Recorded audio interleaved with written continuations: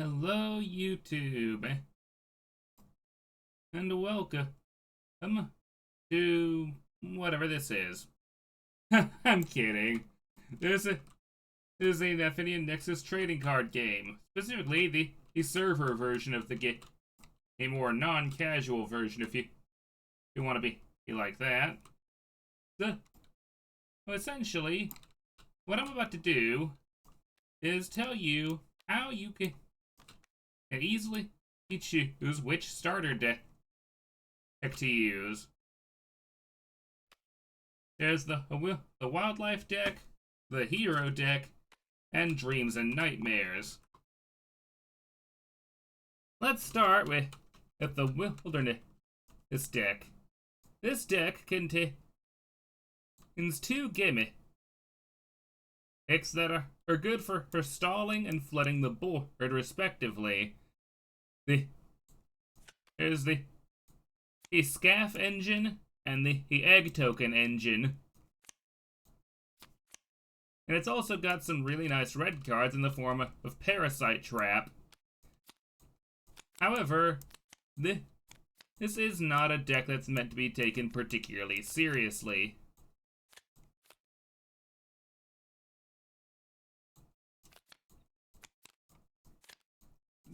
The main problem with this deck is that it doesn't have a lot of particularly powerful cards in it.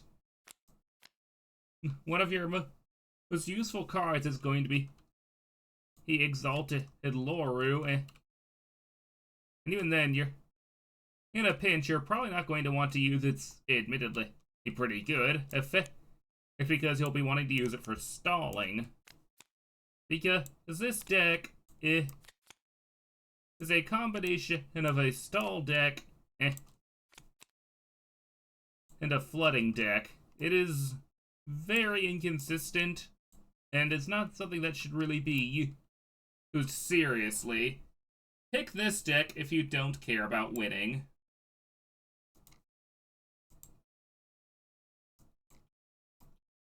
Basically, pick this deck if you don't care about winning and just want to annoy people. That being said, if you can summon its boss monster, you'll be punching over most threats, and you'll be able to attack twice. And once per turn, this troop cannot be destroyed.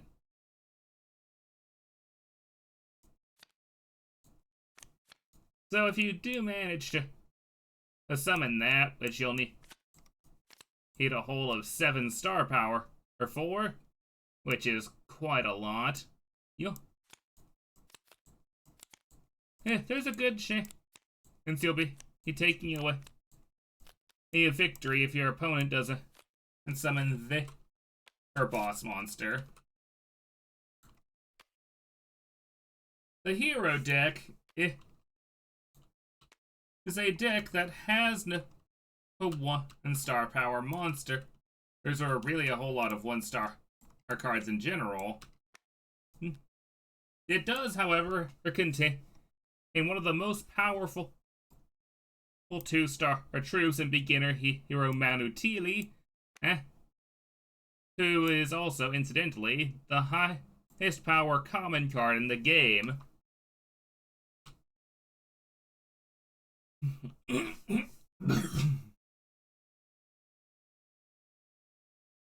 Hero's Tavern is the absolute crux of this deck.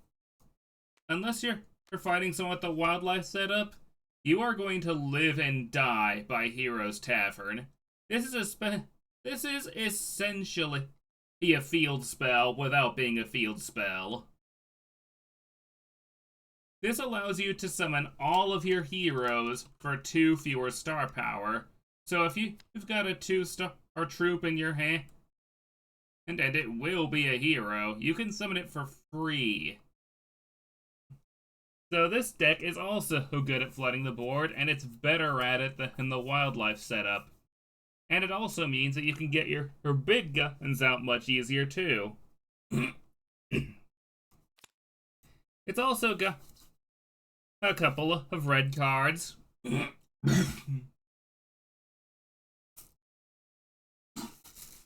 Beginner hero Arisa has a protection effect. Great Hero Red Cap and negate align combo. Those with Red Cap to make them both stronger. Vichy, he, while not particularly powerful, does have a good effect that can lower your opponent's power over time. Return of the Hero, who can bring back a lost hero. Zadline's Lucky Pistol, okay, can help you punch through your opponent's defenses. Gabriella, I can attack twice, binding light chains in case your opponent happens to summon something that can punch over you. And Sober, or can just let's give a middle finger or to something. Think if you summon her.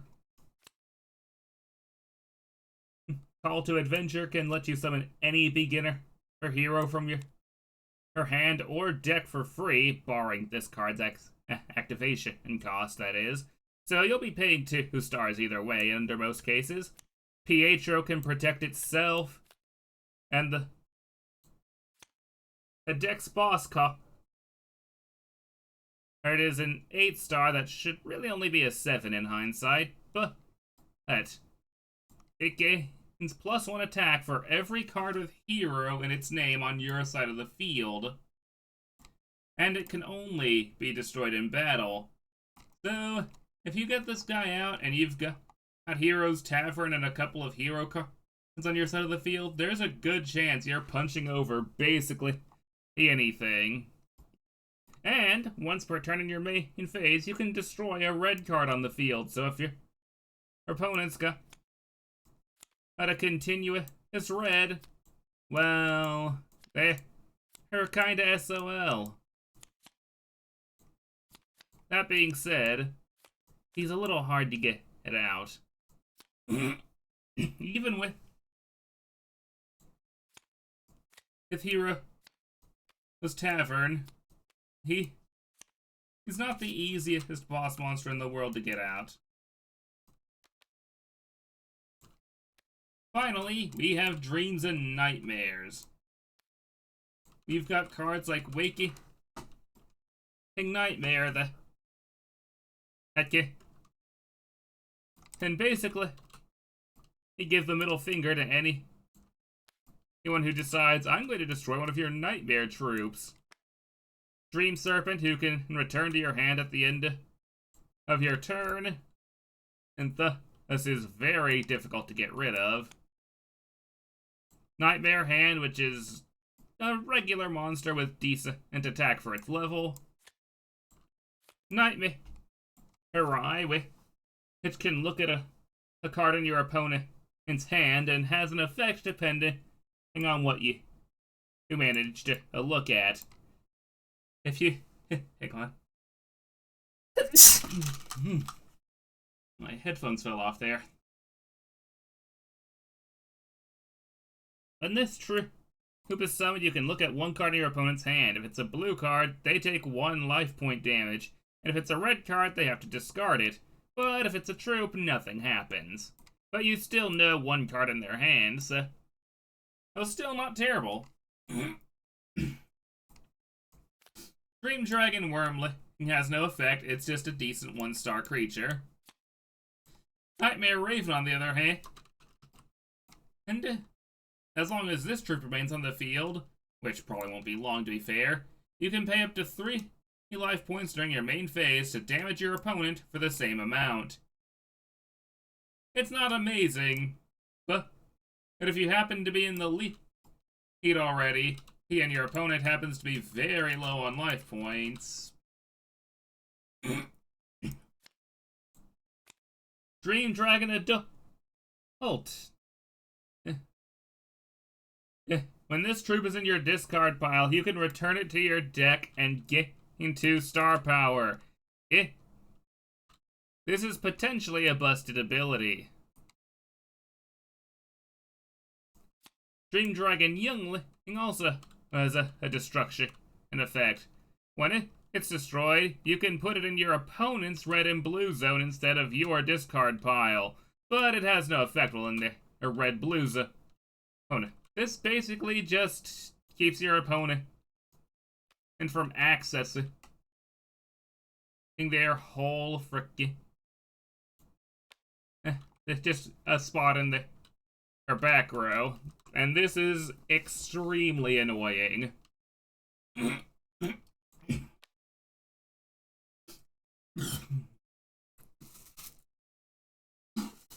The Dream Sphere is another card that may as well be a field spell, since some of your Dream and Nightmare troops can't be destroyed in battle or targeted by blue or red cards, and this is a really obnoxious effect to deal with, especially since none of these decks have back row removal by default.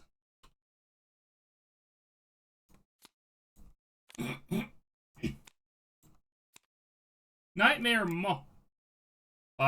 is one of your heavy hitters, and when it destroys an enemy troop, you can choose to make your opponent discard a card or lose 1 star power. It's a very scary thing to go against. Whoop. Nightmare Steed is also interesting. If you don't have any troops, you can summon it for free. That's meant to mean on the field. Just for reference.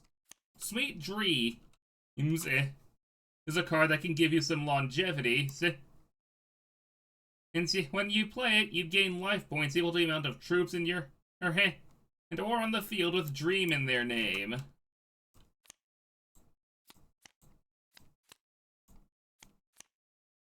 Then there's Ancient Dream Dragon. And boy, I've been on the receiving end of this card and its nastiness. Each time it destroys an enemy troop, you can either draw a card or gain a star power, and oh boy, it is not fun to be on the receiving end of that.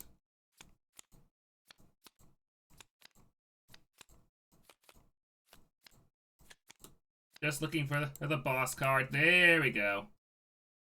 Your boss card here is Lord of the Dream Sphere, and while he's not particularly powerful, he can be summoned for free by attributing 2 Dream and 2 Nightmare troops on your side of the field.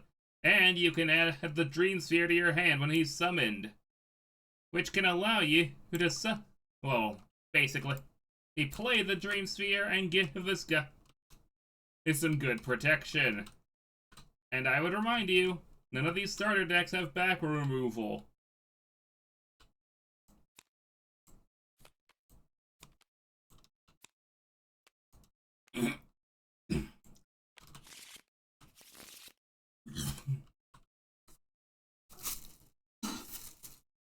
So basically, play Wildlife if you want to annoy people.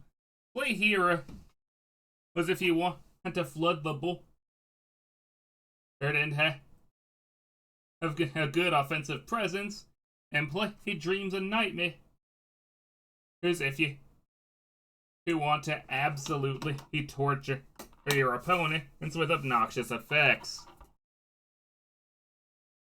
That being said, each deck has its own weaknesses.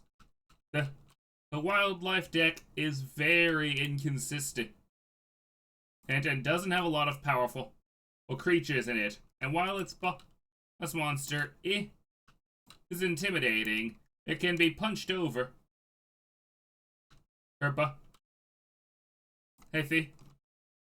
Things like legendary hero Shamar Haraga with its effect.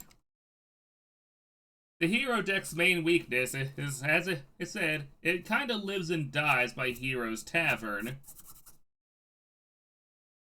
And without Hero's Tavern, it's very slow. It doesn't have a lot of ways to build up star power. Dreams and Nightmares' biggest weakness is And for the most part, it doesn't have a lot of good ways to generate star power. And while it is true that some of your creatures can help you to get some back, like Ancient Dream Dragon, Ancient Dream Dragon isn't easy to get out.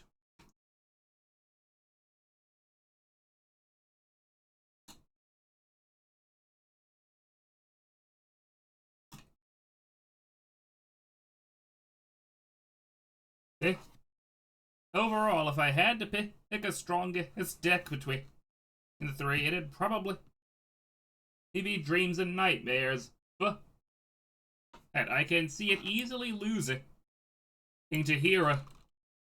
Of Dreams is and Careful. Wildlife is just kind of bad. I actually picked Wildlife for my own competitive starter deck because I knew nobody else would.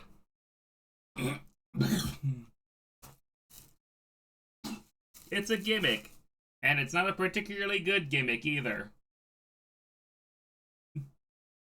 In all honesty, you're probably not going to get a lot of mileage out of it. You're only likely to win against someone else using Wildlife, and nobody in their right mind would pick Wildlife. I've been thinking about including a fourth starter deck as well. Actually, I probably should, but I'm not sure what it would be.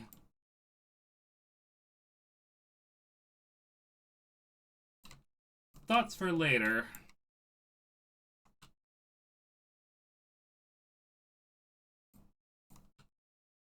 Anyway, this has been Alzoru, and thank you for coming to my TED Talk.